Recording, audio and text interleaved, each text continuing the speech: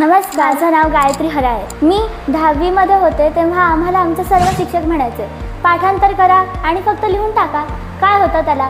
पाठांतर करणं आणि घोकणं हेच आपल्याला लहानपणापासून सगळ्यांनी शिकवलंय. पण आझे अकॅडमीमध्ये पाठांतर करण्यापेक्षा शिकवण्यावर आणि ते समजून घेण्यावर जास्त भर दिला जातो. त्यामुळे मी आधी एक ॲव्हरेज स्टुडंट होते आणि मी आता एकदम म्हणजे सगळं समजून घेणारी आणि अशी ब्रेव स्टुडंट झालेली. आझे अकॅडमीमध्ये 10 मुलांची बॅच असते आणि प्रत्येकावर शिक्षक तितक्याच प्रेमाने आणि स्वतःच्या पोरासारखं लक्ष देतात.